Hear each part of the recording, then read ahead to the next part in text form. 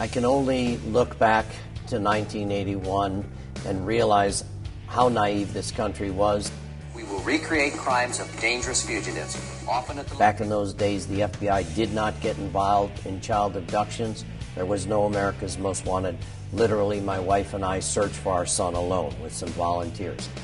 Adam Walsh disappeared from a Sears store in Hollywood, Florida in 1981. He had been there with his mother. There was no National Center for Missing and Exploited Children. There were no Amber Alerts. It was very hard to get the media involved in Adam's case. Let's get right to that breaking news out of Florida today. Police say they have finally solved the 1981 killing of 6-year-old Adam Walsh. Adam's father is John Walsh, host of America's Most Wanted, and he gave a very... Lots of things have changed, and lots of those changes have been made in the private sector by businesses partnering up and saying law enforcement can't do it alone. It's been a huge monumental change, but there's still lots of bad guys out there, and there's lots to be done. Okay, let's go. Let me tell you something, bro. You're in big trouble. In 1988, when the show first premiered, Fox was a fledgling network. It was one night. America's Most Wanted was only shown on 7 stations, and our first capture, I'll never forget, was David James Roberts, a convicted serial rapist, murderer of 4 people, 2 of them small children. He was caught within 3 days by tips to the show, and guess what he was doing? He was running a shelter for the homeless. Since then, we have caught 17 guys off the FBI's 10 Most Wanted, the worst of the worst, many guys off the Marshal's 15 Most Wanted. I think it's the great use of the combination of the power of television and partnership with law enforcement and our website, which has helped us catch over 1,000 of the worst of the worst. When we first instituted our website, Bill Gates, the creator of Microsoft, stated that America's Most Wanted was one of the few truly interactive websites where you could really make a difference. The website became a huge asset to the show. We've caught 40 fugitives from being shown on the website alone. Some of them never made it to the television program. I always said I'd go to the end of the earth to catch anybody who hurt a child. I say we're now the world's most wanted because we work with Interpol, we work with Scotland Yard, we work with police from countries all over the globe. Armed with a fake passport, a Mexican driver's license... We brought someone in Belize recently from a 12-year-old girl who watched this program and gave us the tip on the website. She couldn't call America's Most Wanted from Central America. She went to our website and took down a convicted pedophile teaching school in Belize.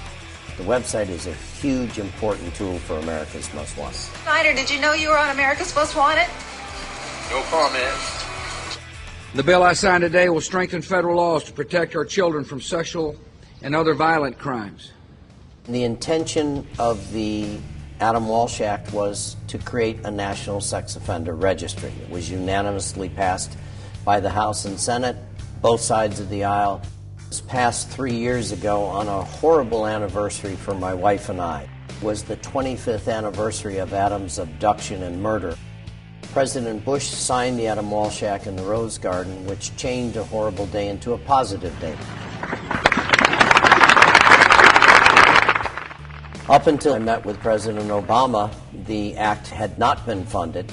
The National Sex Offender Registry is so important because there are 100,000 convicted Level 3 rapists of women, molesters of children at large in violation of their parole or probation. Whereabouts unknown.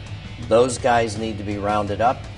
It would be a national sex offender registry that you could access online. You could go online, your state law enforcement agency, to your county law enforcement. You could see who's in your neighborhood. The power of the Adam Walsh Act is the ability to track sex offenders online, to keep their whereabouts known to the public, and for the average mom or dad to look online and know that that Level 3 violent sex offender is somewhere in their near neighborhood. We are going to do everything in our power, as long as I'm in the White House, and as long as I'm the father of 2 girls, to make sure that we're providing the states the support that they need to make this happen. Congress has to get busy. The president has said that he will make sure the Adam Walsh Act is funded. It's been 3 years, people waiting for that money, attorney generals of their individual states. I still say to people, put pressure on their congressperson and get the Adam Walsh Act funded. The end game for Snyder is near. I think the internet is a huge asset and a resource in catching the bad guys. Yes, they use it as their private hunting grounds, and they sit in the anonymity of their dark rooms and try to groom children, exchange information on children, and trade child pornography.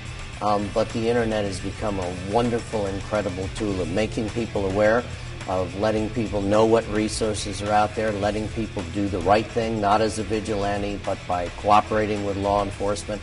And it's been a great tool for law enforcement to track the bad guys. The internet really is a crime fighter in many aspects.